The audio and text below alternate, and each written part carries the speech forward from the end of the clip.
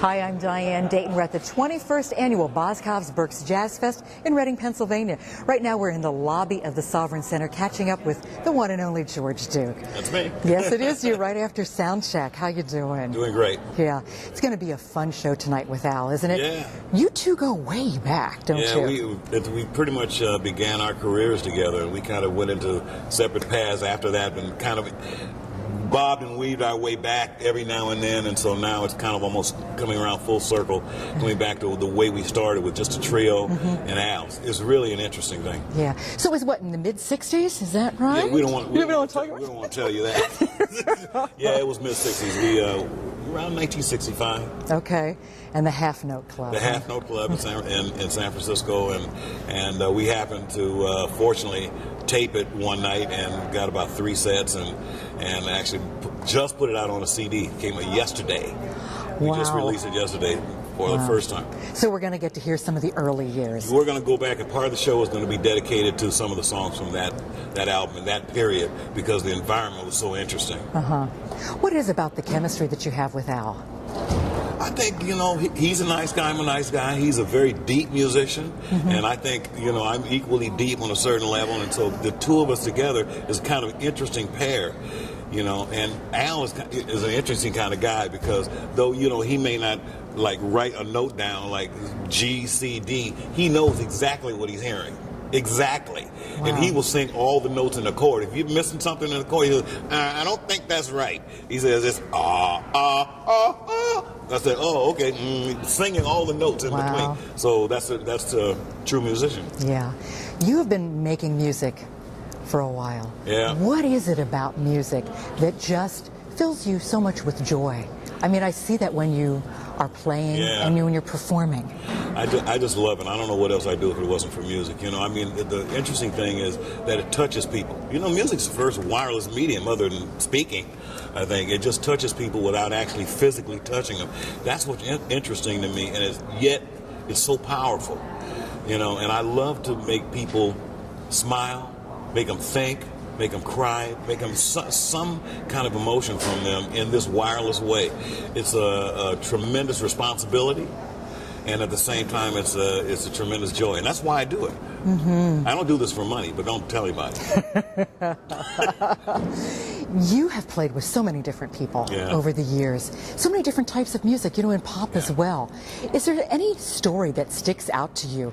I mean, I'm sure you have a host of them, but something that is really interesting and near and dear to your heart. That's that I can tell on the air? Yeah, that you can tell on the air. Oh, I can tell you one thing that's kind of interesting. I was, at the very beginning of my career, after I had actually stopped playing with Al, I joined, Jean Ponty started a little band, and we started working together. And then I got a call to work with Frank Zappa. Now, Frank Zappa is a totally different area, and to actually join the Mothers of Invention. Yes. And so I heard some of his music on the radio one night and said, this is kind of interesting, and I thought, maybe I'll go down and check it out. So I went to L.A. I was living in San Francisco. Okay. Went to L.A., and the first thing he had me do was play some doo-wop music. Now, I was a straight-laced jazz player, a little bit, I was into that, and he had me do it, and I started putting these extensions and all kinds of weird chords, and he said, wait a minute, hold it, man. He says, not that. He says, I want triads. Triads? He says, what's something wrong with your hand? I said, no. He says, it's beneath you to play simple music like that. And I was like, well, he said, well, you either play that or you leave. And so that was a very interesting moment, and I decided to stay because I figured I had something to learn. And he broke down all those barriers that I had about playing simpler forms of music. I mean, it's not a funny story, but it's a true story and one that really affected my career for the rest of my career. Wow. The rest of my life. Wow. And we all have a lot to learn from each other as people. Yeah. And music is that great connector and that bridge, isn't it? Absolutely. And all the singers, the musicians I work with and produce, everybody from Miles Davis to Barry Manilow to Jeffrey Osborne, Denise Williams, Anita Baker, every time I go in the studio with one of these great artists, whether they're jazz or whether they're R&B or pop, I learn something.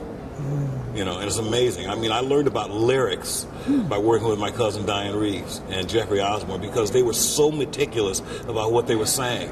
It's like, no, this word's not good enough. And I was like, I'm a musician, like, that's good enough.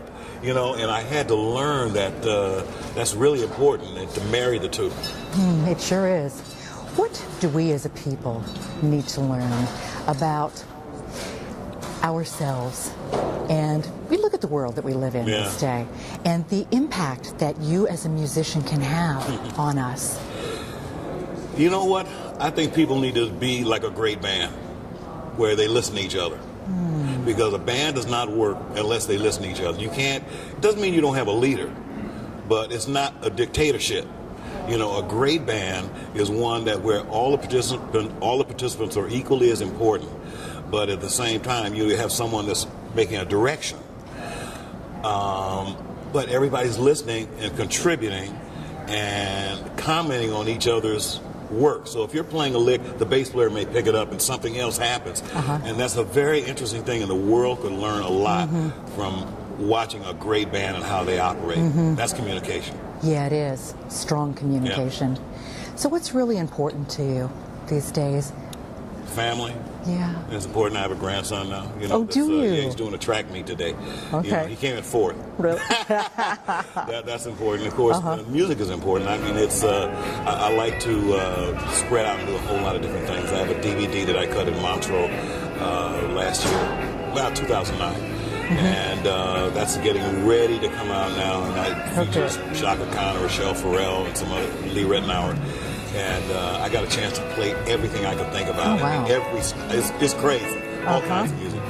But what's important is to be able to play the kind of music that I'm really feeling led to play and to experience, whether it's vocal or instrumental. Right now, for an interesting thing, is I'm writing a bass concerto for Christian McBride. I was commissioned by the Symphonic Jazz Orchestra, and I'm telling you, I'm putting this guy to work, because he's a great bassist.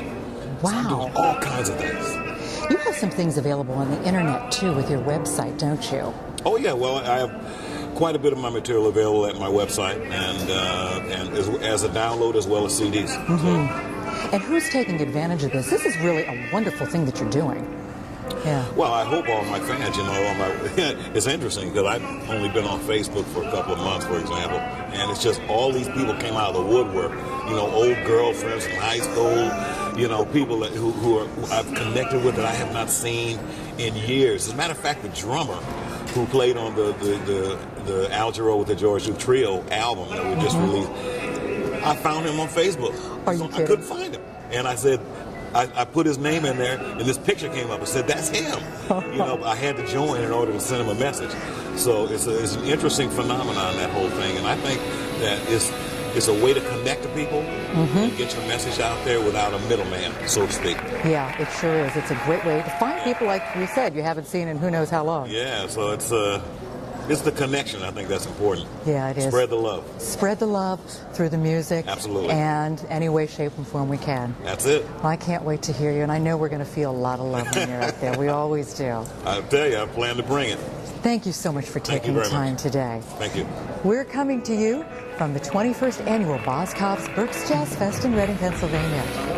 Are you ready? On the scene. I'll let you know. When I think about you, the sunny evenings, the